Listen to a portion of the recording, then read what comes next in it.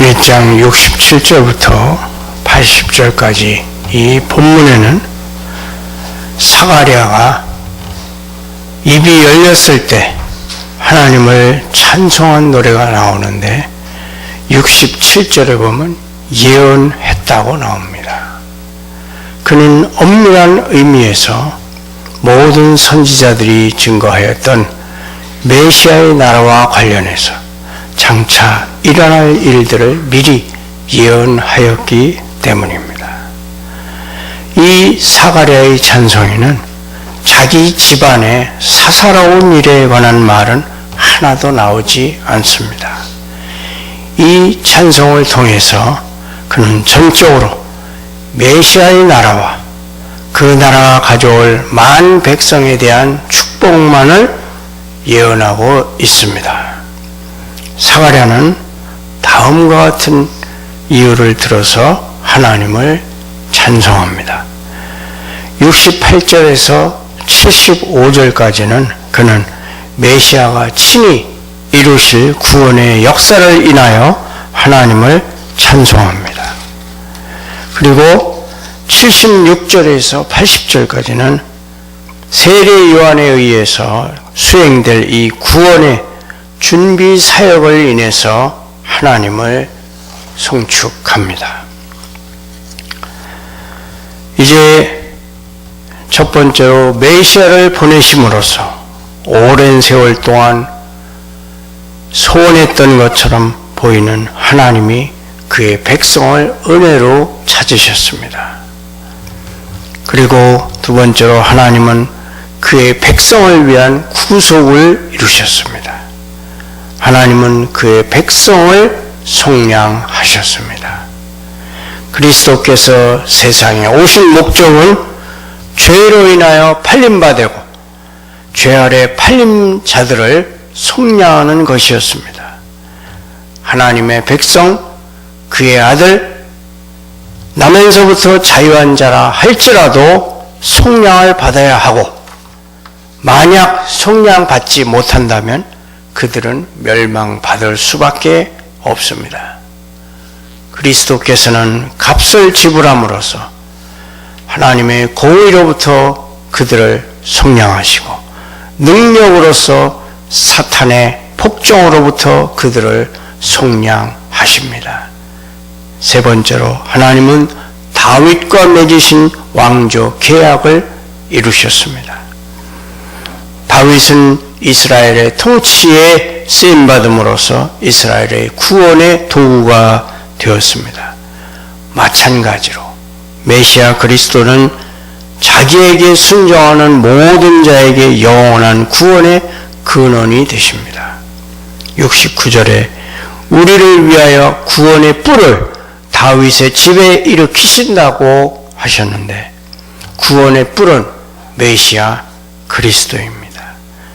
우리를 위한 구원은 오직 그리스도 안에만 있습니다. 이 구원은 존귀한 구원입니다. 이 구원은 다른 모든 구원보다 뛰어나기 때문에 이 구원과 비교될 수 있는 구원은 없습니다. 이 구원은 풍성한 구원입니다. 이 구원은 우리에게 하늘의 것들로 영적인 축복을 풍성하게 받게 해주는 구원입니다. 또한 이 구원은 능력 있는 구원입니다. 짐승의 힘은 그 뿔에 있습니다. 하나님은 우리의 영적인 원수들을 파하시고 그들로부터 우리를 보호해 줄 구원을 일으키셨습니다. 네 번째로 하나님은 구약의 선지자들이 교회에게 한 귀한 약속들을 이루셨습니다. 70절 주께서 예로부터 거룩한 선지자의 입으로 말씀하신 바와 같이 이 구원은 선지자들이 연구하고 부지런히 살핀 바로 그 구원이기 때문에 우리가 결코 경시하거나 하찮게 여겨서는 안 됩니다. 이 구원에 관한 예언들은 신성한 것이었습니다. 이 예언들은 아주 오래된 것이었습니다. 여기 보면 예로부터라고 했는데 이것은 세상이 시작된 때로부터라는 뜻입니다. 창세 때 하나님은 여자의 후손이 뱀의 머리를 상하게 할 것이라고 약속하셨고, 아브라함에게 그의 후손으로 말미암아 천하 만민이 복을 받게 될 것이라고 약속하셨습니다. 그렇다면 모든 선지자들이 예언했던 이 구원이란 무엇입니까? 첫째로 이 구원은 71절 우리 원수들의 악의로부터 구원하시는 일이고, 우리를 미워하는 모든 자의 손에서 구원하시는 일입니다. 그것은 죄로부터의 구원, 내면의 타락들과 외부의 시험들을 통해 이루어지는 우리에 대한 사탄의 지배로부터의 구원입니다. 메시아는 자기 백성을 그들의 죄에서 구원할 것인데, 이것은 그들이 죄의 지배를 받지 않게 하려는 것입니다. 둘째로, 이 구원은 하나님의 은혜를 회복하는 것입니다. 그것은 하나님이 긍휼히 여기시겠다고 우리 조상에게 약속하셨던 것을 이행하시는 것입니다. 구속주께서는 우리를 파멸시킨 원흉인 뱀의 머리를 상하게 하실 뿐만 아니라 하나님의 긍휼하심 안에서 우리를 다시 회복시키시고, 하나님의 언약 안에서 우리를 다시 새롭게 세우실 것입니다. 조상들에게 약속되었고 우리에게 이루어진 일은 순전히 긍휼하심을 따라 이루어진 일입니다. 거기에는 우리의 공로에 의한 것은 전혀 없고, 우리에게 은혜와 생명을 주시고자 하신 하나님의 긍휼만이 존재합니다. 하나님은 그의 언약, 그의 거룩한 언약, 아브라함과 맺은 언약을 생각하셔서 이 일을 이루셨습니다. 나는 너와 네 후손에게 하나님이 되리라. 셋째로, 이 구원은 하나님을 섬길 수 있도록 준비시키고 격려하는 것입니다. 하나님이 그에게 연락될 수 있는 방식과 우리에게 편안한 방식으로 하나님을 섬길 수 있는 능력과 은혜를 우리에게 주시겠다고 하신 것은 하나님이 우리 조상 아브라함에게 하신 맹세였습니다. 75절 종신토록 주의 앞에서 성결과 의로 두려움이 없이 섬기게 하리라는 것은, 다른 번역 우리말 성경에는 우리가 주 앞에서 평생토록 거룩하고 의롭게 살도록 하셨다는 것입니다. 우리가 주 앞에서 평생토록 거룩하고 의롭게 살도록 하셨다는 것입니다. 복음에 의한 은혜의 큰 목적은 하나님을 섬기는 일에 우리를 면제시키는 것이 아니라 그 일을 위하여 우리를 격려하는 것입니다. 기독교의 목적은 우리를 참으로 경건하게 만들어서 하나님을 섬길 수 있게 하고, 하나님을 섬기는 가운데 우리를 소생하게 만드는 데 있습니다. 그러므로 우리가 죄의 쇠멍에로부터 건지심을 받는 것은 주 예수의 즐겁고 쉬운 멍에를 매게 하기 위한 것입니다. 따라서 우리는 다음과 같은 것을 할 수 있게 되었습니다. 첫째로는 우리는 두려움 없이 하나님을 섬길 수 있습니다. 이렇게 우리가 거룩한 안전의 상태에 두어지는 것은 우리로 하여금 해받는 것을 두려워하는 것으로부터 해방된 자로서 거룩하고 든든한 마음과 평온한 마음으로 하나님을 섬기게 하려는 것입니다. 두 번째로, 우리는 성결과 의로, 즉 거룩하고 의롭게 하나님을 섬길 수 있게 하는 것입니다. 복음의 의도와 취지는 우리를 인간이 처음 창조되었을 때 지니고 있었던 하나님의 형상을 따라서 새롭게 하는 데 있는데, 이 하나님의 형상은 의와 참된 거룩함으로 이루어져 있습니다. 그리스도께서 우리를 구속하신 것은 우리로 하여금 희생 제물과 제사를 통한 율법적 예배가 아니라 거룩함과 의로 드리는 영적 예배로 하나님을 섬기도록 하기 위한 것입니다. 세 번째로 우리는 하나님을 직접 예배하며 주 앞에서 하나님을 섬길 수 있습니다. 네 번째로 우리는 종신토록 하나님을 섬길 수 있습니다. 이제 76절에서 80절까지 사가랴는 세례 요한에 의해서 수행될 이 구원의 준비 사역을 인하여 하나님을 송축하며 예언하고 있습니다. 76절에 보면 이 아이여 내가 라고 했는데, 이것은 너 아기야 너는 이라고 읽을 수 있습니다. 세례 요한에 대해서 너 아기야 너는 이와 같이 될 것이다 하고 예언하는 것입니다. 그러면 세례 요한의 임무는 무엇일까요?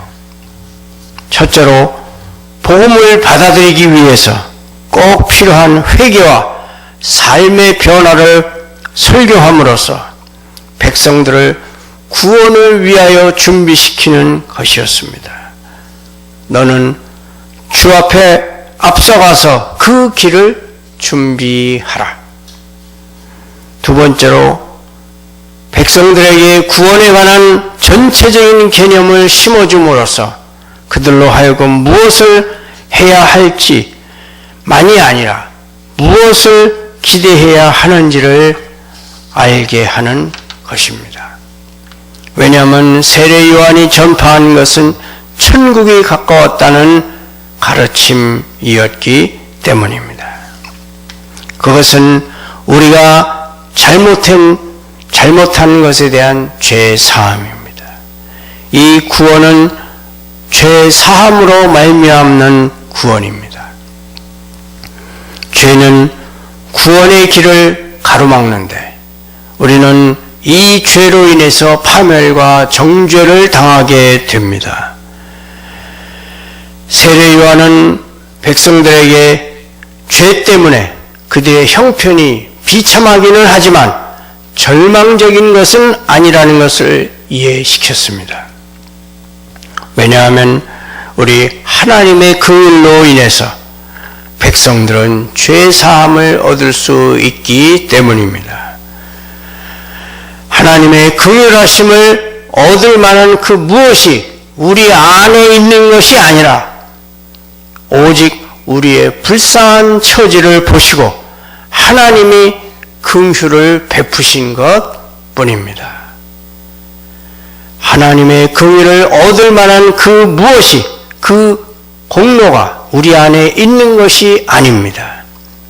오직 우리의 불쌍한 처지를 보시고 하나님이 긍휼을 베푸신 것 뿐입니다. 또한 앞으로는 더 선한 일을 행하라는 지시입니다. 복음에 의한 구원은 우리에게 어둠의 일들을 사함받게 될 것이라는 소망을 갖도록 격려할 뿐만 아니라 우리의 행실을 바르게 인도해 줄 밝고 참된 등불을 세워줍니다. 78절에 이 구원을 통해서 돋는 해가 위로부터 우리에게 임한 것이라고 합니다. 다시 말하면 태양이 높은 곳에 떠올라 어둠과 죽음의 그늘에 앉아있는 우리에게 빛을 비추어 우리의 발을 평화의 길로 인도할 것이라는 것입니다. 그리스도는 바로 돋는 해입니다. 말라기서 4장 2절에 내 이름을 경외하는 너희에게는 공의로운 해가 떠올라서 치료하는 광선을 비추리라고 말했습니다. 공의로운 해는 곧 그리스도를 의미합니다. 복음은 그 안에 빛을 수반하기 때문에 우리를 이교도들의 무지로 인한 어둠이나 구약의 달빛 속에서 방황하도록 내버려 두지 않습니다. 복음 속에서 동이 터옵니다. 세례 요한에게서 동은 트기 시작하였고 그 햇살은 점점 더 커져서 한낮의 광명에 이르게 됩니다. 오랫동안 새벽을 기다렸던 자들이 새벽을 환영하듯이 우리가 복음의 날을 환영해야 할 이유가 있습니다. 첫째로 복음은 밝혀주는 일을 합니다. 복음은 우리가 이전에 완전히 캄캄했던 일을 우리에게 보여줍니다. 복음은 어둠에 앉은 자들에게 예수 그리스도의 얼굴에 있는 하나님의 영광을 아는 빛을 비추어 줍니다. 둘째로 복음은 소생시키는 일을 합니다. 복음은 사형 선고를 받아서 지하 감옥에 갇혀있는 죄수들처럼 죽음의 그늘에 앉아있는 자들에게 빛을 비추어서 죄 사함의 소식을 전해줍니다. 복음은 갇힌 자에게 노임을 선포하고 생명의 빛을 가져다 줍니다. 셋째로 복음은 길을 인도하는 일을 합니다. 복음은 우리의 발을 평강의 길, 결국 우리에게 평강을 가져다 줄 그러한 길로 인도합니다. 복음은 우리의 눈에 빛이 될 뿐만 아니라 우리의 발에 등불이 됩니다. 시편 119편 105절 주의 말씀은 내 발의 등이요 내 길의 빛이니이다. 주의 말씀은 내 발의 등이요 내 길의 빛이니이다 고 말씀했습니다. 복음은 우리를 하나님과 화해하고 교제를 유지할 수 있는 길로 인도합니다. 죄인들이었던 우리는 바로 그 평강의 길에서 떠나 방황하였고 그 길을 알지 못하였으며 그 길을 스스로는 결코 알아낼 수도 없었습니다. 제사장 사가랴가 메시아가 이루실 구원의 역사와 세례 요한이 수행할 구원의 준비 사역을 예언하고 하나님을 송축합니다. 이 예언은 주 예수 그리스도와 세례 요한을 통해서 그대로 이루어졌습니다. 프랑스의 철학자 파스칼은 예언의 성취야말로 기독교의 진리됨과 하나님의 존재를 증명하는 것이라고 말했습니다. 우리는 믿기 전에는 알지 못합니다. 먼저 믿으면 믿고 난 후에야 알게 됩니다. 성 아우구스티누스는 너희가 먼저 믿지 아니하면 깨닫지 못하리라고 말했습니다. 아우구스티누스 자신이 믿기 전에는 깨닫지 못했는데 믿고 난 후에야 깨닫게 되었다고 말했습니다. 하나님의 진리는 믿고 난 후에야 알게 되는 것입니다. 하나님의 진리를 알고 하나님께 영광 돌리는 여러분이 되시기를 축원합니다.